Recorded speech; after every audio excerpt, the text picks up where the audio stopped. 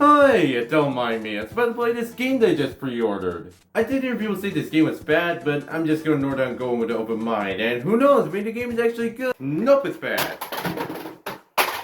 It's the same with a game that you want is about to be released. Here to be the best game ever played, or complete dumpster fire. It's a 50-50 chance. Terrible game release. Every gamer, developer, and publisher worst nightmare. These are games that were an absolute train wreck on release, and they can range from just being bad to crash the entire video game industry. And it could be multiple reasons, either by poor management, creative differences, development hell, lack of passion, time, budget, or simply being rushed. SimCity was a cult classic until EA said, yeah, let's kill it. The game was somewhat of a mess, requiring internet connection, even playing it offline, and compared to your SimCity games, it wasn't that great. Honda the Freedom was disappointed due to a lack of budget to make the game, and with the developer having no experience in making a video game. Hello Wonderworld was also let down due to the creator and developer working on story and genre they had no experience whatsoever, and Yaris was Yaris. And the worst case of this was Alien Colonial Marines. The game was revealed in E3 2011 with a gameplay demo. The developer explained how the game was very immersive with highly detailed graphics, good lighting, advanced AIs, and it was good enough to get players hyped for the game. And after a few more trailers, the game was finally released on February 11, 2013, and the game was...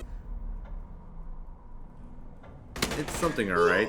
The game was absolutely terrible in release and had none of the promises from E3. The graphics looked outdated, the detail and lighting were not that impressive, and the AI were very dumb. It disappointed many players, and 2 people got so pissed off they sued the developer and publisher for false advertisement. But the game wasn't promising anything significant other than being good, and it didn't make people lose their mind when the game flopped. These games were mainly games that were disappointing with no existing franchise or kind of base of it that gets forgotten about a few weeks or a couple months later.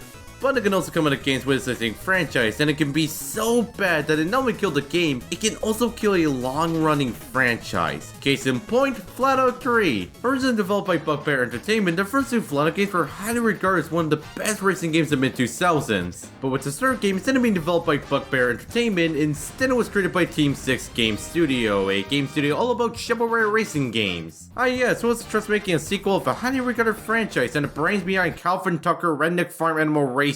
And when the game released in December 14, 2011 on PC, it was met with overwhelmingly negative reviews I ever saw and became one of the worst PC games of all time. Fit to be exact. Another example of one game killing a whole franchise is Duke Nukem Forever. The game was in development hell for most of the game development, with developers throwing new ideas, working on the idea, getting some parts done before scrapping it entirely and starting all over again, with maybe changing the engine. It went on like this for 14 years until finally the game was started to get finished with a new trailer showing a release date of May 3rd, 2011. It got delayed, and the game finally released on June 14, 2011, and how did the public and fans receive it? Not very good. The jokes and humor felt outdated, and it borrows mechanics from other games and executes them much worse, and with the original mechanics that they do have were also poorly executed. Duke Nukem Forever killed the entire franchise, turning once a promising boomer shooter into a distant memory. But it doesn't come close to the sheer amount of disappointment as Sonic 06. First showing in E3 2005, the game was intentionally meant to be a reboot of the entire Sonic franchise until it got scrapped. And the game was released in November 14, 2006, and guess what? The game was very glitchy. You can clip through walls, get stuck on platform, you know, the usual glitches. And the game has an unnecessary amount of loading screen, among with other problems too. And the main reason why Sonic 06 was Sonic 06 is because the game wasn't even finished. The game was heavily rushed during development, and the game wasn't even finished. Now normally, any other publisher will probably delay to give this game a bit more polish and maybe fix some bugs and glitches. But like I said, Asker is good enough. Not all games get the same treatment of getting nailed to the coffin. Some games were able to recover from it, and the biggest example is No Man's Sky.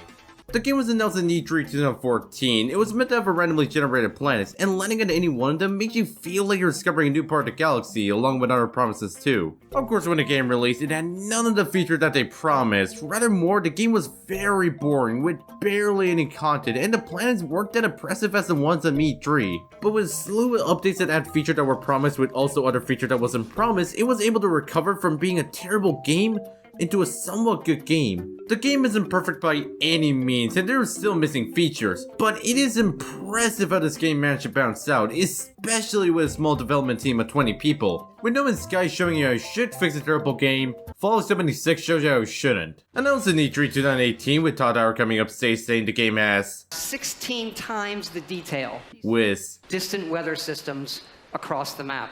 And the map size was 4 times the size of Fallout 4.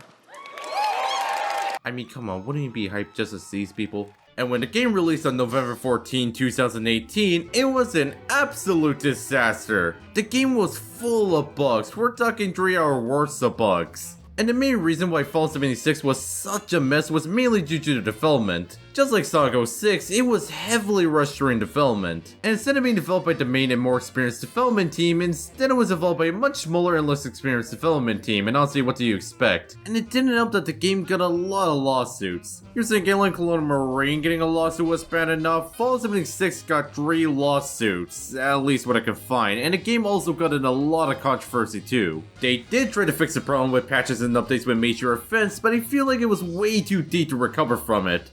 But one of the most notorious examples of a disastrous release is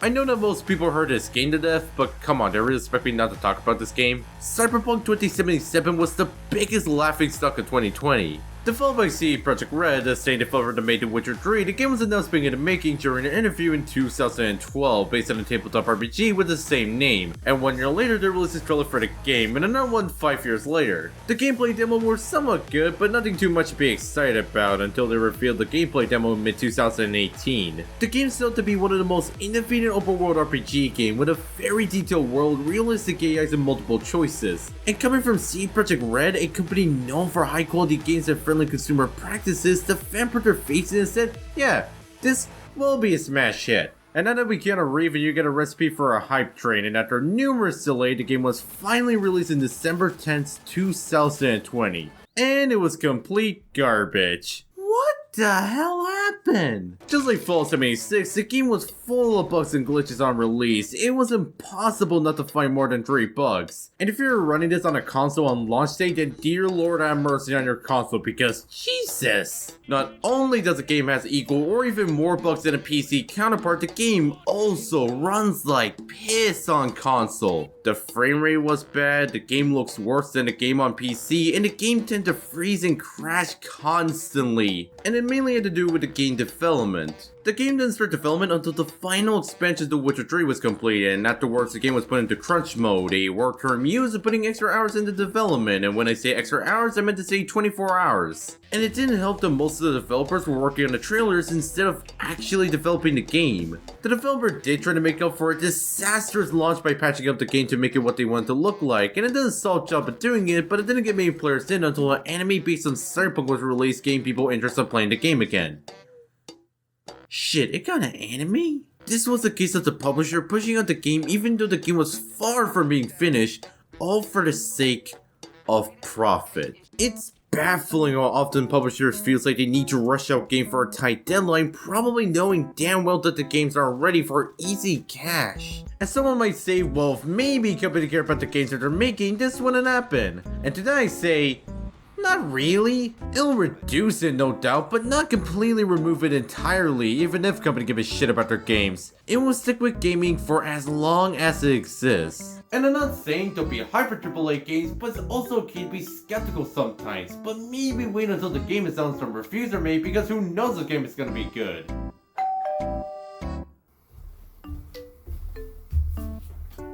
Yeah, I kinda forgot I pre-ordered another game, and I swear to God, this doesn't live up to E3.